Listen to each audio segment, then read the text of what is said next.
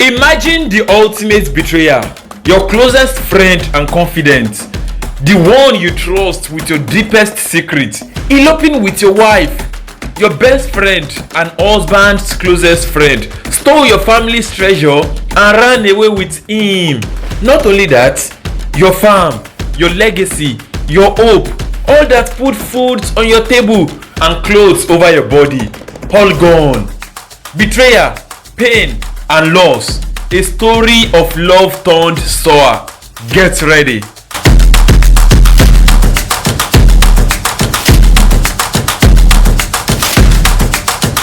The sun hung low over the village of Umunze, casting a golden hue across the red heart. The air was thick with the scent of palm oil and burning wood, mingling with the laughter of children playing in the fields. Adanna stood at the edge of her husband's land, her heart pounding in her chest. She glanced over her shoulder, her eyes scanning the horizon for any sign of him. The weight of her decision pressed down on her, but there was no turning back now. Obi, her husband, was a good man, a hard-working farmer who had inherited this land from his father and his father's fathers before him. They had been married for 15 years, and in that time they had built a life together, but the spark that had once ignited their love had long since faded. Adanna felt trapped in a marriage that had become more of a duty than a partnership. It was Chinedu, Obi's best friend, who had awakened something within her. Chinedu was everything Obi was not: charming, adventurous, and full of life. They had known each other since childhood, but it wasn't until recently that their paths had crossed in a way that neither could ignore. What had started an innocent conversations had quickly evolved into stolen moments, secret meetings, and passionate embraces. Adanna looked at the land once more, knowing this was her only chance. Chinedu had found a buyer willing to pay a substantial amount for it, enough to start a new life far away from Umunze. She had convinced herself that it was the right thing to do, that she deserved to be happy, that Obi would be better off without her.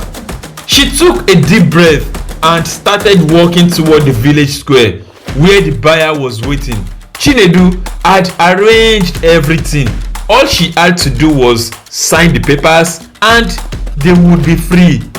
As she approached the square, she saw Chinedu leaning against a tree, his face lighting up when he saw her.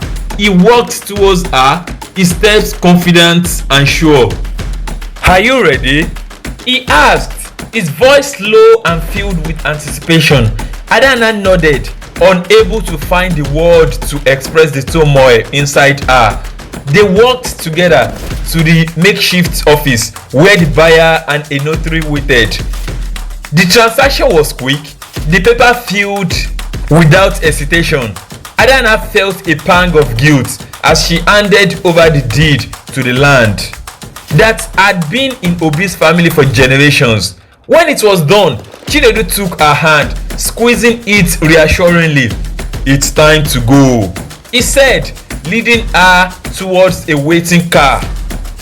As they drove away, Adanna couldn't help but look back at the village, the place that had been her home for so long. The journey to Lagos was long, the hours stretching into an eternity. Chinedu tried to lighten the mood with stories and jokes, but Adanna's mind was elsewhere. She thought about Obi, about the look on his face when he would discover that she had gone. She pushed the thoughts aside, telling herself that it was too late for regrets. They arrived in Lagos as the city was waking up. The bustling streets were a stark contrast to the quiet of Umunze. Chinedu had arranged for them to stay in a small apartment in a less crowded part of the city. as they settled in. Adana couldn't shake the feeling of unease that had settled in her chest. Days turned into weeks. Adana found herself adjusting to her new life. She got a job at a local market selling fruits and vegetables. Chinedu found work as a mechanic. They made a modest living, enough to get by, but as time passed, the cracks in their relationship began to show. Chinedu's charm of adventurous spirit that had once captivated Adana now seemed reckless and irresponsible. He spent most of his evenings out with friends, leaving Adana alone in the small apartment. The loneliness she had felt in her marriage to Obi returned, amplified by the guilt that gnawed at her. One evening, as she sat alone, Adana decided to take a walk. She wandered through the crowded streets, the noise and chaos, a stark contrast to the silence of her thoughts. She found herself at a small church, its doors open and welcoming. She stepped inside, seeking solace in the quiet sanctuary. As she knelt to pray, tears streamed down her face. She prayed for forgiveness, for guidance, for the strength to make things right. When she left the church, she felt a sense of clarity that had been absent for so long. The next morning, Adana confronted Chinedu. "This isn't working," she said, her voice steady. "I can't do this anymore." Chinedu looked at her, his eyes filled with confusion and anger. "What are you talking about? We have everything we wanted." "No, Chinedu, we have nothing. I left my husband, sold his land and ran away with you. And for what? To be miserable and alone?" Chinedu's face hardened. "So, what do you want to do? Go back to him? Do you think he will take you back after everything you have done?" Adana shook her head. "I don't know, but I need to try. I need to make things right." Without any word, she packed her things and left the apartment. She didn't know if Obi would forgive her or if she could ever forgive herself, but she knew she had to face the consequences of her actions, whatever they might be. As she boarded the bus back to Umunze, Adana felt a sense of resolve. She had made a terrible mistake, but she was determined to find a way to atone for it. The journey ahead was uncertain, but she knew it was one she had to take.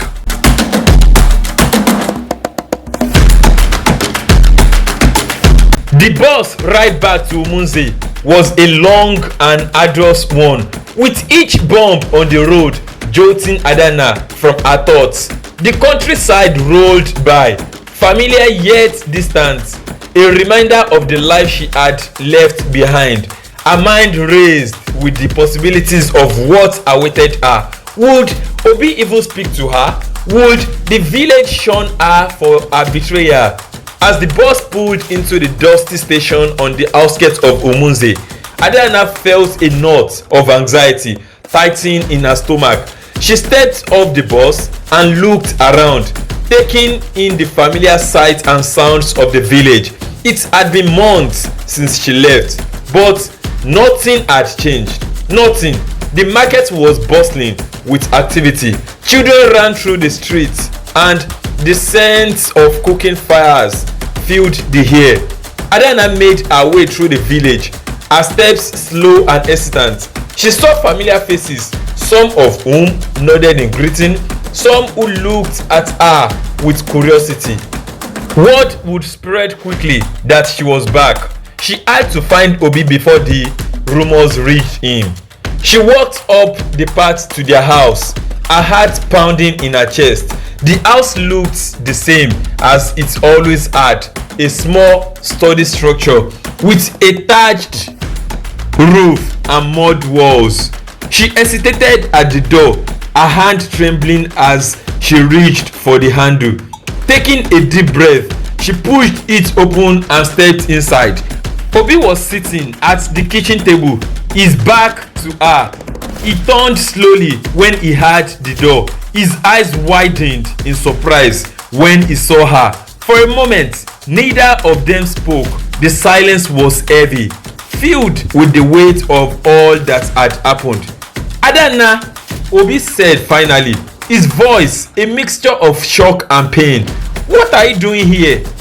I came to talk to you, Adanna said, her voice barely above a whisper. I came to apologize. Obi stood up, his expression hardening.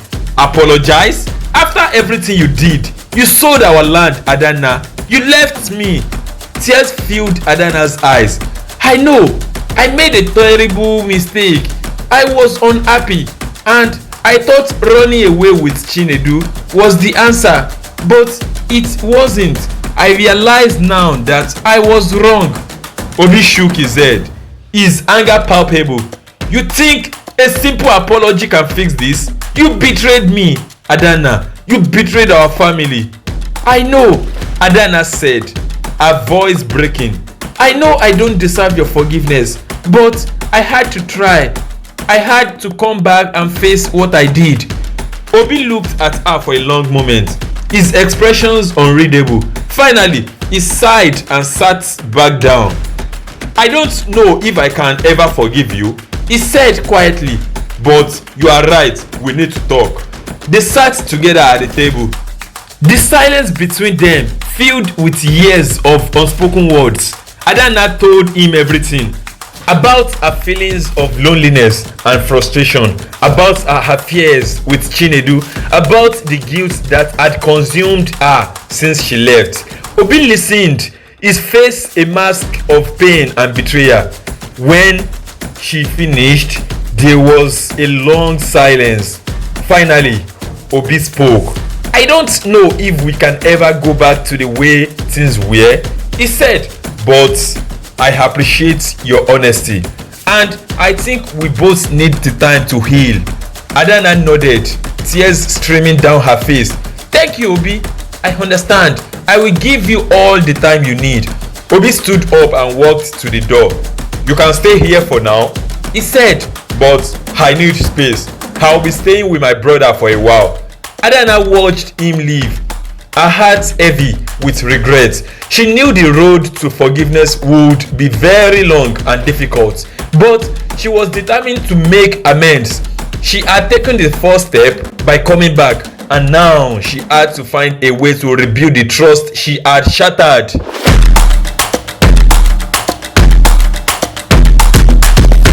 The days that followed were some of the longest of Adanna's life.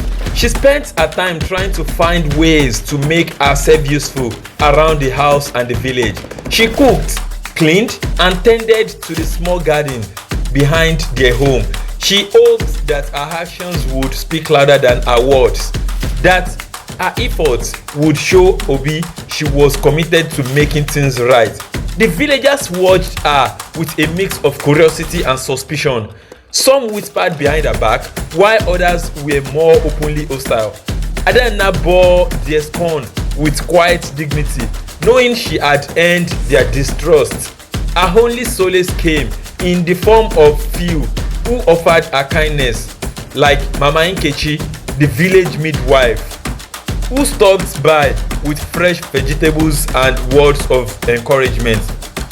You are doing the right thing, my dear, Mama Nkechi said one afternoon as they sat together shelling peas.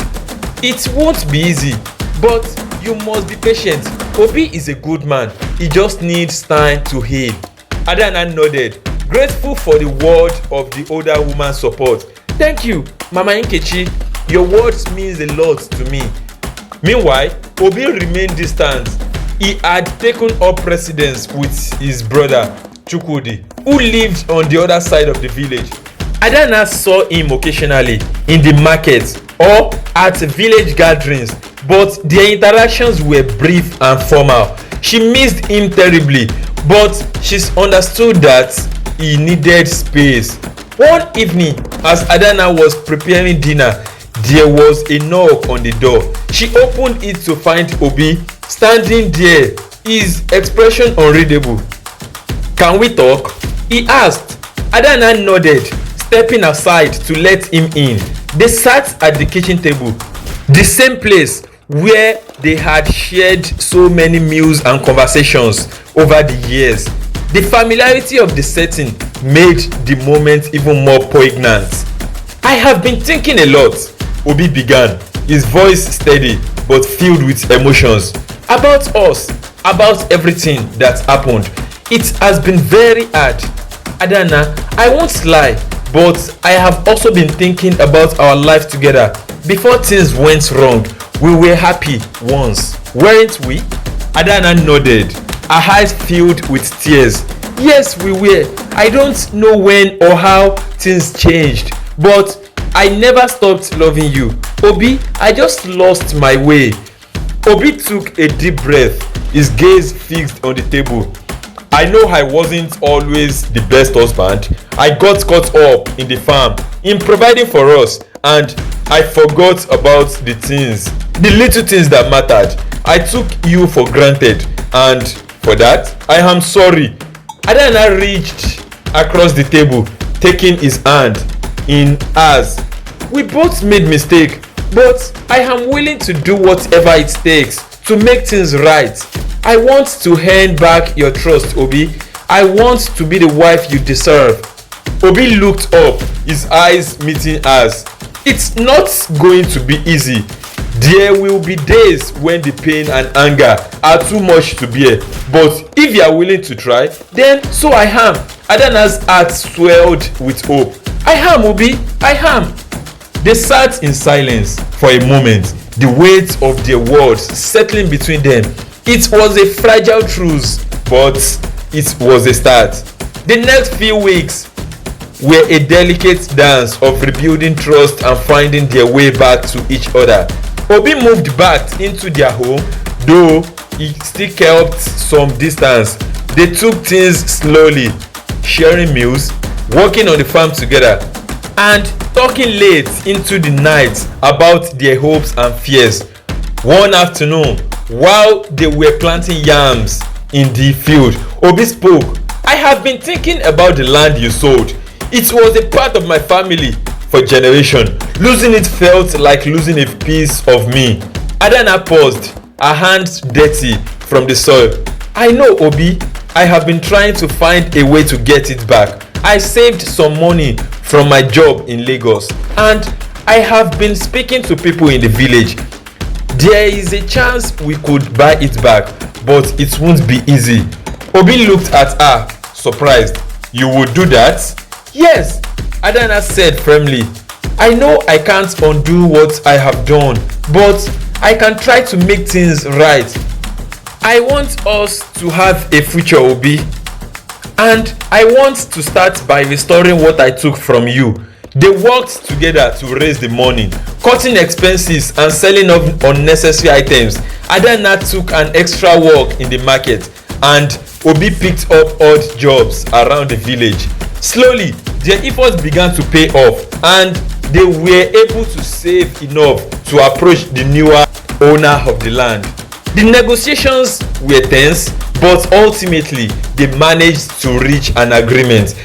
The day they signed the papers and reclaimed the land, Adana felt a weight lift off her shoulders. It was a significant step towards healing the wound of the past.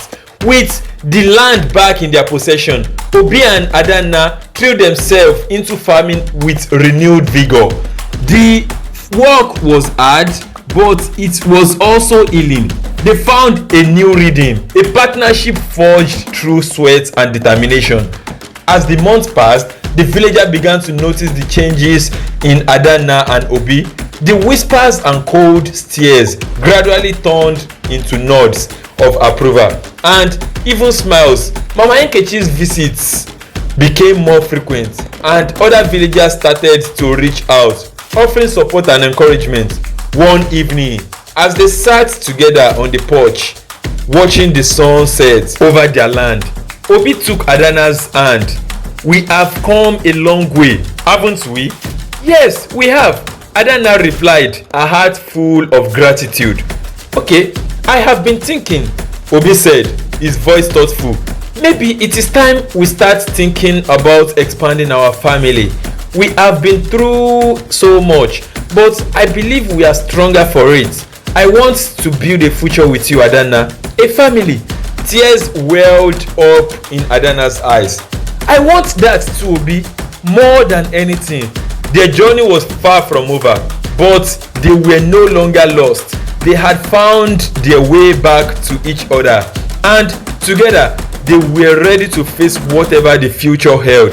With the land restored and their hearts healing, they knew that anything was possible.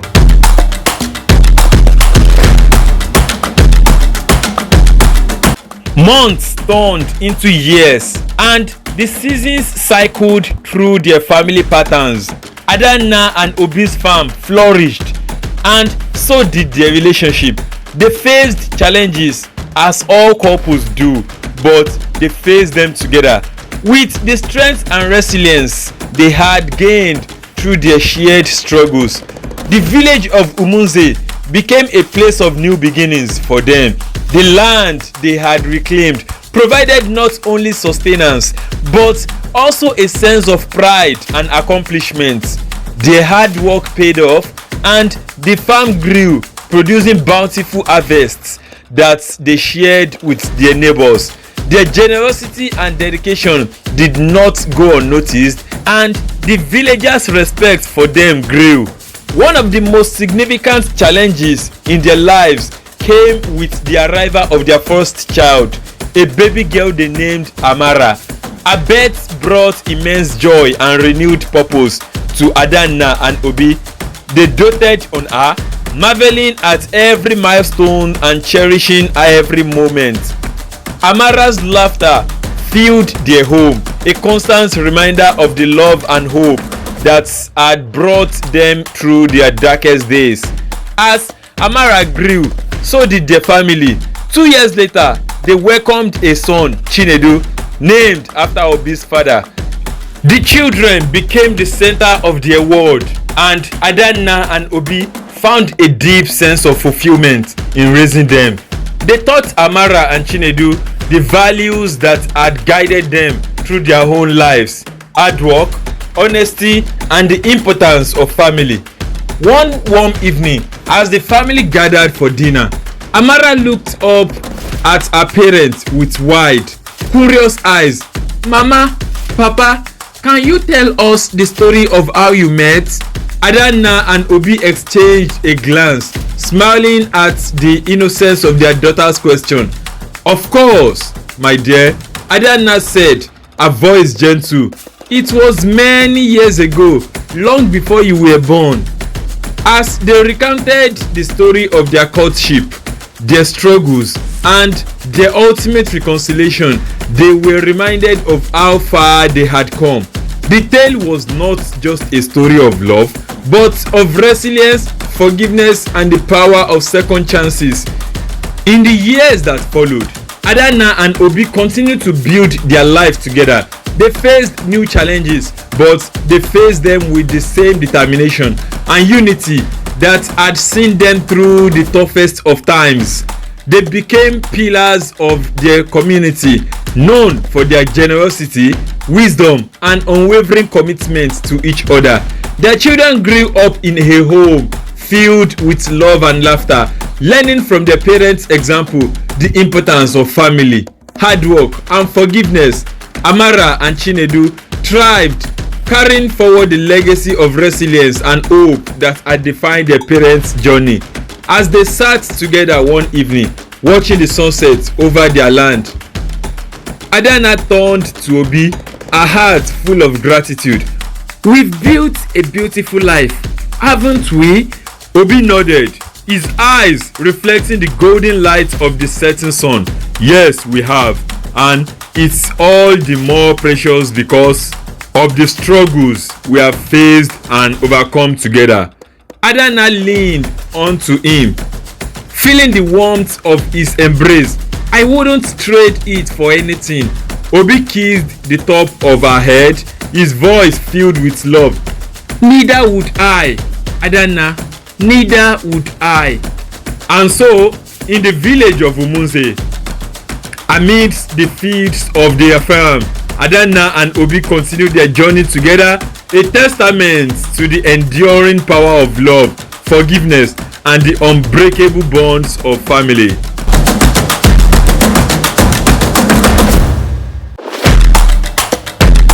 Years had passed since Adanna had returned to Umunze and reunited with Obi. They had built a happy life together with two beautiful children, Amara and Chinedu. However, their peace was disrupted when Chinedu, the man Adanna had eloped with, returned to the village. Chinedu's life in Lagos had taken a downward spiral. He had lost his job, accumulated debts, and was being threatened by powerful individuals. Desperate and broken, he came back to Umunze with the intention of reclaiming Adanna and starting anew. However, his return was met with hostility.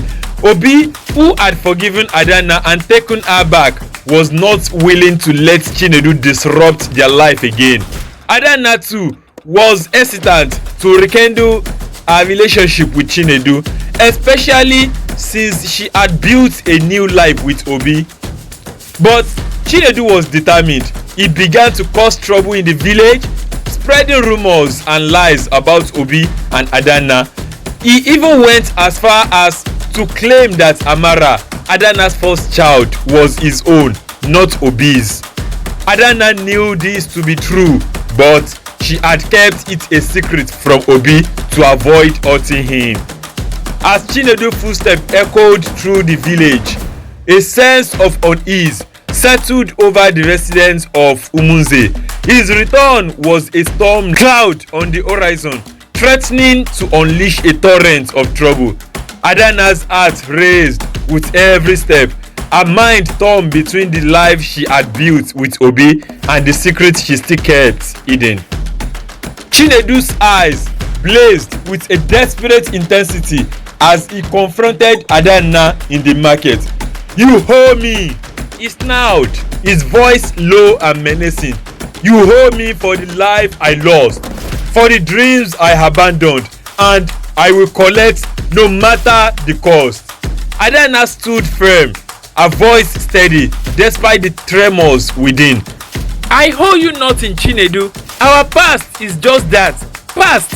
I've built a new life, one that doesn't include you." Chinedu's face twisted in a snarl, his eyes flashing with malevolent light. "We will see about that." His past, his word dripping with venom. The air was heavy with tension as the two former lovers faced off. Obi watching from a distance, his eyes narrowed, his fist clenched. He knew the danger that Chinedu posed, the destruction he was capable of unleashing.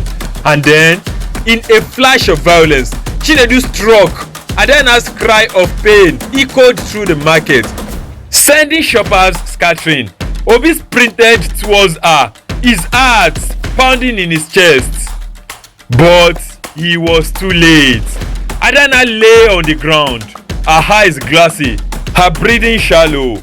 Chinedu stood over her, his eyes wild, his chest heaving with exertion. Obi's roar of rage shook the market, sending vendors scurrying for cover. He launched himself at Chinedu, tackling him to the ground. The two men rolled in the dust, their fists flying, their grunts of pain and anger filling the air. And then, suddenly, it was over. Chinedu lay still, his eyes fixed on Adanna's lifeless form. Obi stumbled back, his chest heaving, his eyes streaming with tears. But in the end, Adanna is dead, killed by her own one-time old lover, who would rather have her killed to losing her.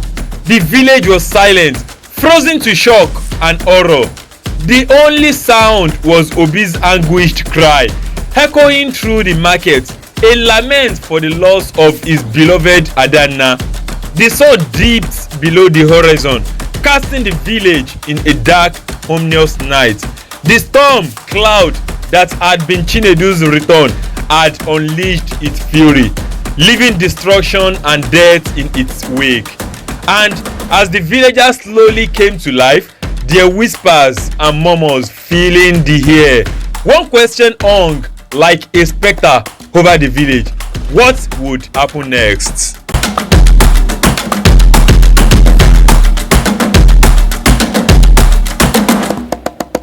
The days that followed were a blur of grief and anger for Obi. He was consumed by a sense of loss and helplessness, unable to comprehend why Chinedu had snapped and taken the life of the woman he loved. The village was in shock, struggling to come to terms with the senseless tragedy. Adana's funeral was a somber affair, with Obi's anguish palpable as he laid his wife to rest. As the mourning period progressed, Obi's thoughts turned to justice. He couldn't let Chinedu's heinous acts go unpunished. He reported the incident to the authorities, and Chinedu was arrested and charged with murder. The trial was a sentence and emotional affair, with Obi's testimony painting a vivid picture of the event leading up to Adana's tragic demise. Chinedu's defense team argued that their client had been driven to madness by Adana's rejection, but the prosecution countered that it was a premeditated act of violence. The verdict was a foregone conclusion. Chinedu was found guilty of murder and sentenced to life in prison. Obi felt a sense of closure, but it was little comfort for the pain he still felt. As months passed, Obi struggled to raise their children alone. Amara and Chinedu, the son, were a constant reminder of Adana's presence, and Obi's grief still lingered, but he found solace in their smiles and laughter, and he vowed to make sure that they never forgot their mother's love and legacy. The village of Umunze slowly began to heal, but the scars of that fateful day would never fully fade. Obi's story became a cautionary tale, a reminder of the devastating consequences of unchecked passion and the importance of forgiveness and redemption. Years later, as Obi sat on his porch, surrounded by his children and grandchildren, he would look up at the stars and whisper, "Adana, my love, I still miss you every day." And in the silence, he would swear he had a whisper back, "I'm always with you, Obi, in your heart and in the hearts of our children."